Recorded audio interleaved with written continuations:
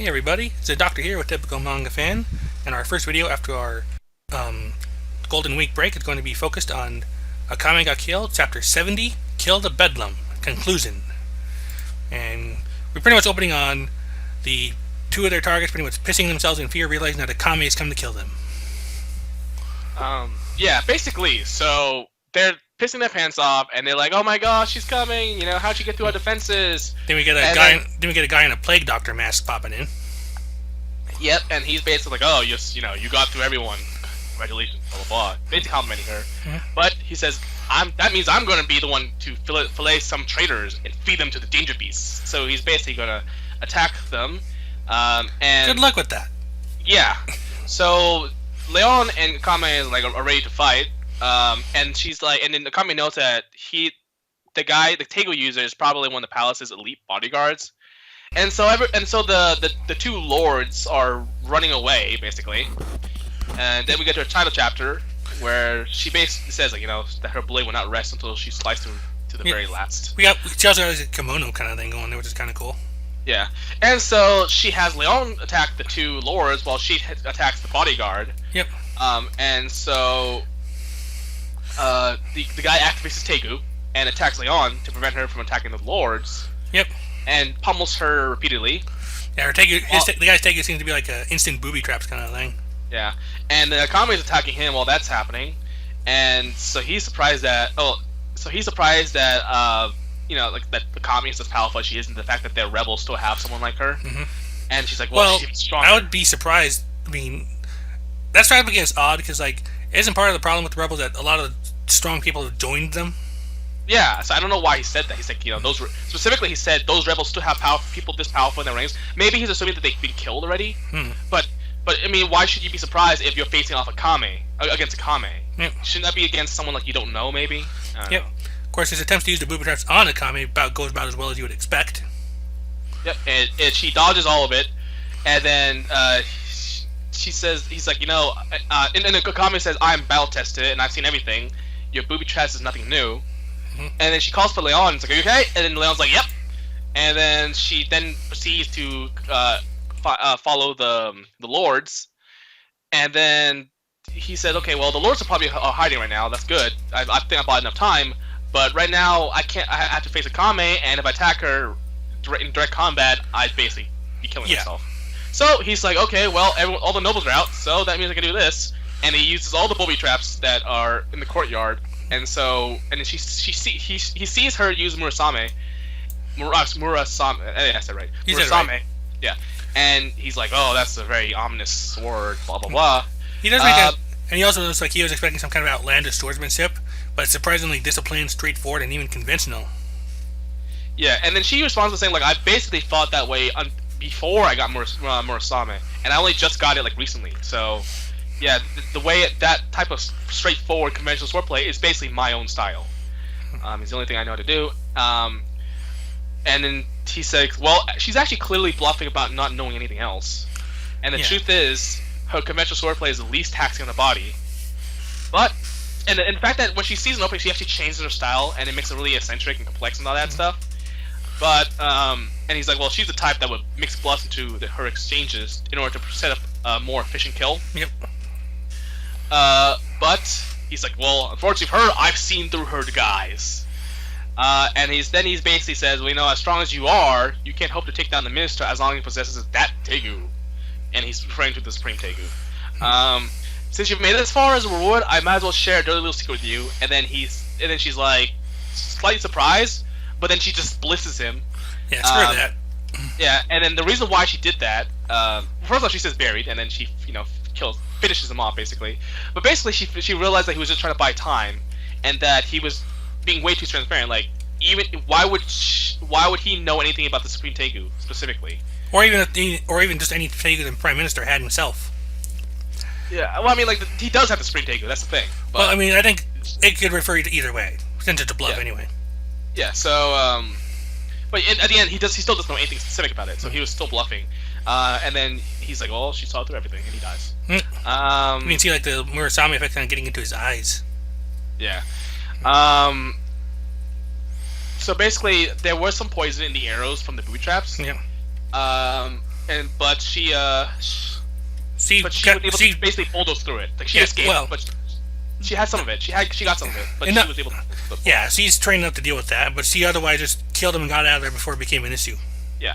So she finds Leon, who, as it turns out, has already finished taking care of the two lords. Yep. It even looks like she replaced her shirt while she was at it too. Oh no, yeah. she's had her arms crossed. Yeah. Oh yeah. So basically, she's like, yeah, I knew them because they're rotten souls and aroma, and so and basically, so they're basically like, okay, let's go. We have 2 more left, and then we switch back to the fight between Tatsumi and Esdeath, and he basically states that he's trying to attack her. He's trying to get more power, more speed. This is reminding me of the Genos fight, to be honest with you, because he's like, more power, more speed, and Esdeath's loving it. Yeah. I'm kind of the opposite of One Punch Man, who's just like, whatever. So she then attacks him with an iced pillar. Yep. And he let's see what happens. He seemingly gets smashed by it, but then he breaks it apart, and then she's expecting that, and then right when he's about to attack her, someone rings the dong. Yep. Which means is a signal for everyone to pull back. Which seems to surprise Esdeath, but I think at this point she knows like just how much of the capital is in a wreck by now. She basically let she let herself get distracted by Tatsumi. So she's like, impressive! You managed to hold me back this time. Let us meet again soon. I'm just like, oh, that was we're not finishing the fight off. Okay. Yeah, and the soldiers are celebrating because Esdeath retreated, which is probably unprecedented. Yeah, and then the leader. What's her name again? I keep forgetting her name. Escaping at the moment, I think it's like Grisenda. Okay, so she's basically complimenting Tatsumi on fighting Esdeath and distracting her, and then it turns out that she's asked if he's able to keep Incursion on, and Tatsumi's like, actually, I feel a lot better with it on it, and then she's noticing that's not a good thing to hear. Yeah, that's because Incursion is basically fusing with him. That's not good. And he says, look, I know that at the end of the day. Real quick, Najenda is her name. Okay, yeah, there we go. And he says like basically at the end of the war, I'm basically gonna be screwed over by this power. But as long as I can get peace, then no, it's fine. It's all I need to protect what I love, all that stuff. And then he takes his mask off, his helmet off basically, and then he's like, I'm gonna see this through until we all cry shouts of victory. Is this when he took his helmet off? Is that because he took his? I mean, is that because he's transforming, or is it because there's definitely some transformation going on there? Because looks like he's got actual horns on his head, and his eyes, both eyes are changed. I kind of want him to just keep the helmet on because he looks cool with that. So anyway, he's realizing what's happening. So don't worry, this war's already won. Even between now to defend the palace, it's far too late. But then she realizes that Esdeath should know better than anyone. So why in the world would she pull back? And then you realize something interesting. They see a giant Gundam. Ooh. Basically. Cute Gundam gave you your choice building up here. You want which Gundam I want? Just whatever Gundam theme you like. They always have like the theme or music that kicks in around these times. Pick your favorite. Go. I don't know. I only ever really watched Gundam Wing. I know that there was like when they had moments like that, they had the opening. Yeah, I know. I was actually thinking of that, but it feels like that's more for the good guys though. This is the bad guy, so. Yeah, true. In any case, the Imperial Gundam just kind of fires off a blast and just takes out a whole bunch of James guys in one shot. Yeah, and it's a really brutal way of killing them. We see him like getting Terminator 2'd right in there. Okay, at this point, his hands are no longer his hands were always dirty, but they were like indirectly dirty. Now his hands are directly dirty, like the king. So the prime minister's like, "Yay, woohoo! I have unleashed the Supreme Tegu with the Empire's trump card." Blah blah blah blah. He's all like happy and shit. It's called the Gokoku Kishin Shikote. It's Shikotaizer. Gokoku Kishin Shikotaizer. There you go. Basically, a shitload of words or a shitload of letters. Yep. And in the control crystal ball, we see the Emperor. Yeah, the Emperor's gonna have to go. I mean, look, I get he's a kid. I get he's being mutilated, but I think he has more or less started to cross. I don't think he's completely crossed it yet, but he has definitely started crossing the line. Well, he killed how many people? Enemy soldiers, though. At least as far as he's concerned. Yeah, but now that he's done that, he is no longer saying he can no longer say I was just sitting back and letting the prime minister do everything. It's now he. But I don't think he's reached the point where he's irredeemable though. No, he's not. He's never going to be irredeemable because he's just a kid. But he can't escape the responsibility now. Like, he never was. Well, he was always responsible in a way, but now it's worse now because he's actually has blood on his literal hand. Like, well, not literal, but like you know what I'm saying, like on his hands. He has killed people directly. And those lives, I mean, those are his. They're rebels, but they're still his people. Yep. So he has killed his own people. That's something a king should not do, unless he has to. But in this case, it's clearly as much as we want to say this is a very bad situation he's in, he still has to bear responsibility as the king. So now, once he's defeated, he has to atone for his sins, and whether that's an execution or if that's if he has to live as a priest or whatever. Because I know like in some like stories they make like the princesses go off as nuns or whatever to a monastery. So maybe he has to live in the monastery for the rest of his life or some type of punishment.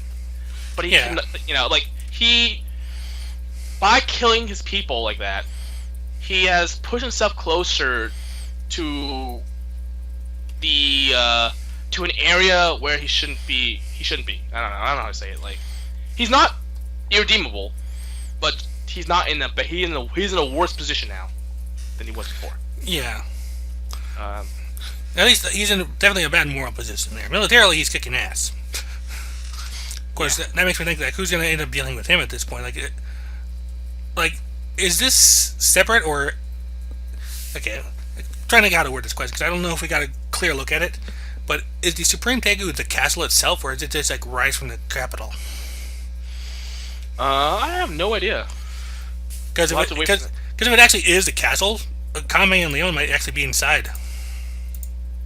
Oh well, they would have noticed that if that was the case. So it can't be. Like they would have reacted to being inside while it transformed. Yeah, there would have been a panel showing this transformation. Like they're not in it. Yeah. So yeah. Yeah. So where the hell did they think come from? The underground. I don't know where is aren't Tegus don't they displace masks? So don't they come from literally nothing? Yeah, I guess you're right. They're like some of them. There are ones that do that. So this could just be that to a very big extreme. Yeah. Maybe I'm overthinking it. Yeah. All right. So that should be the end for Comic Kill. Yep. Like I said, there's not. Like I said, this is mostly an action chapter. Personally, I think that little bodyguard guy was kind of a naive goof himself. Like he was way out of his league. Which guy? The bodyguard. Oh, the bodyguard, yeah. Yeah, and now that the king has killed people, he has gotten his hands bloody, dirty. So now that he has more to atone for than he would have had he not done that. Because at the very least, you can't say he has ignorance as an excuse anymore. Yeah, no, he's killed people. He's flat out killed people. You cannot have an excuse for that. We see them getting Terminator 2'd right out there. Yeah, you can always argue that he was responsible for some stuff that happened before. Like even though he wasn't actually killing anyone, he was letting everything happen. And you can argue that by being the bystander, he is also as guilty. Mm-hmm. But now he is definitely guilty because he has gone out there and he has done shit. So himself. So yeah, whether by the prime minister or not, he's still done it. So yeah. Yeah, so it'll be interesting to see where this goes, like how he reacts to actually having killed people himself. Oh yeah, he cannot be king ever again. I'm just saying, will it actually hit him that he's actually ended life himself anytime soon? Oh, I'm pretty. Eventually, by the end of the day, I think the arc of the story he will. But I'm just saying, he can never ever be king again. I see that thing. I think you could always maybe make an argument. Well, after if they kill the prime minister, they can maybe still let him be king, but just not have any power. But now he doesn't even deserve to have that much left. He has. You cannot. You are a king who just killed his people. Yeah. For basically fighting for their own rights, their own rights. Yeah. On the flip side, they are basically rebel soldiers, like traitors in a sense. But that's the king's fault. Yeah, but still, from that perspective, it's not exactly wrong for him to be killing them. But it's not like he didn't catch him in the act. But to him and to the people it's basically the person who represents justice is the one who wins, right? So if Akame and her crew if you ascribe to Doflamingo's view of things, Well, that is how it is though, Yeah. in this type Game of Thrones s type of mentality. Yeah. That is how it is. So when if Akame wins and he's captured, then he cannot. There's no reason for him to be king, even in a like a figurehead standpoint, because it was his fault that the rebels rebelled. Yeah. So him killing them is not at all justified. Yeah. What I wonder is, and what would probably make the difference for me personally, is if any civilians got caught in that blast. Oh my gosh, if that was the case, then the king's a moron. Yeah. You know? Wow. But yeah, so that's about it. Yep. I don't know. I part of me I don't really feel bad for the king anymore. Like, I don't know. Like, I've always felt bad for him, but after he just flat out killed people, I'm just like, no, you gotta go. You know, Yeah, maybe not like, kill you, but you have to get out of here. Like, you have. Yeah, to, he hasn't completely crossed the line for me yet, but he's getting there. Well, what does he have to do to cross the line for you? Kill civilians? Well, that was my question right there. I mean, at the very least, right now, if he's targeting what are essentially enemy soldiers, I mean, they're still legitimate targets for him to strike. But it is his responsibility to know why they're attacking, and whether or not they're really his enemies. And unfortunately, and again, it's I get it. You know, he's a kid, but as the king, you have to have, with that much power, you have to be given. You have to be accounted for. You have to you have to be held accountable for what happens in the kingdom. Yeah. I mean, what I said, it's at the very least, same thing. He is a kid. He's been kept in the dark, so there is a degree of ignorance that can still at least make his actions believable. He still kill people, and you know, this actually is a thing with the Winter Soldier from Civil War. Like, Yeah. he's killed people even though he was brainwashed. And you know, is he still guilty? Is he not guilty? And you know, there's some guilt going on there. Yeah, I mean, for me, the big difference is how much control over reactions he has, which he does have control over his actions, even if he's like not necessarily having all the information. That's why I'm wondering if he's killed civilians now, because if he's at least striking at whatever his responsibilities are, he's at least, if he's only just striking legitimate military targets, then at least that'd be one thing versus just killing indiscriminately. Yeah.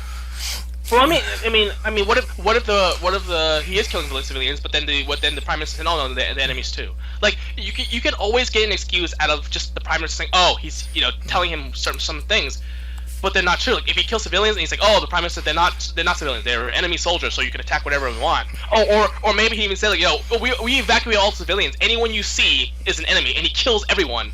Is the responsibility still on him? Like, at the end of the day, there's a point where he's like too credulous. I think at this point, I don't really feel bad for him, because he has done something a king should not be doing, which is kill your. I get it. You know, he thinks. Oh, let me phrase it. He has killed, by killing people. He has put himself directly responsible for the deaths, for the lives of Lost, and that is something that means he has more to atone for than just letting things happen. Let's put it that way. Yeah. So at that point, I think we're all set to go. Oh, one last question. Did you watch the anime version of Akame ga Kill? Parts of it. Do you know if the Supreme Takeover is the same thing we saw at the end of the anime? There was Giant Gundam. I know. I was wondering, like, is it the same appearance? I don't remember. Let me check.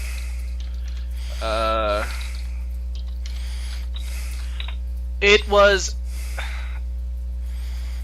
Yeah, it was.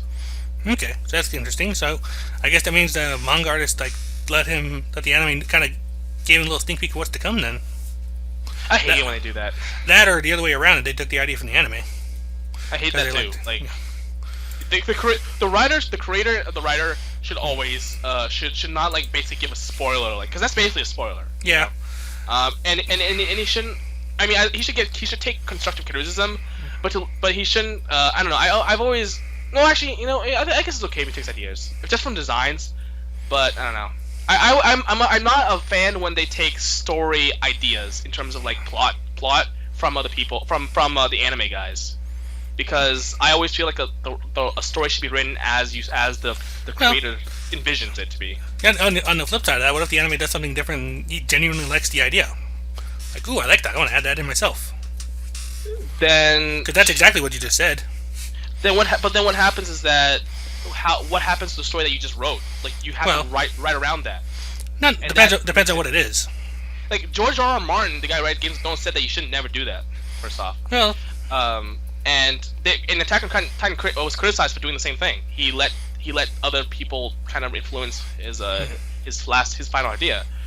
And Soul Eater did that, and I got pissed off because I actually hated the Soul Eater ending. the manga ending. The anime ending. Okay. And then in the manga ending, they basically did the same thing. And I was just really weird because when Soul Eater came out, there was a manga chapter. I thought that made fun of it. Like I always thought, like, oh well, I guess she didn't like the ending of that much of the of Soul Eater. Turns out she copied it almost to a T. So I don't know. They're not almost, but I mean not exactly, but like almost. A lot of the same themes going on. So I don't know what the hell was happening.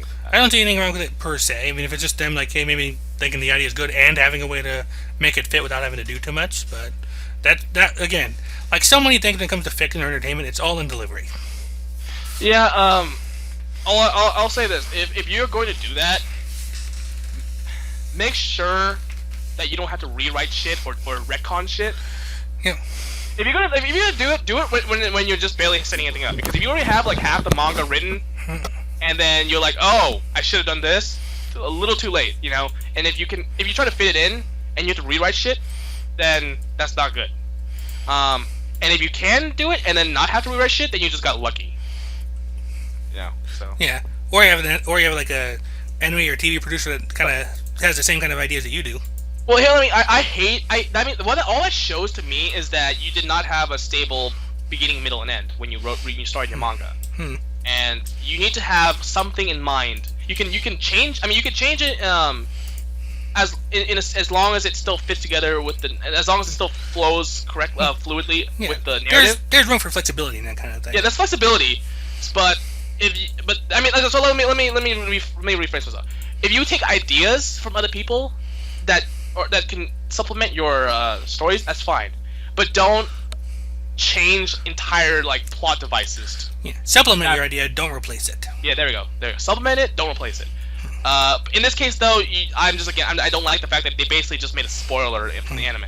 That's not right. I always felt that there should be for that type of thing. I don't know. They should have done something differently with the anime or with the manga. One of those two.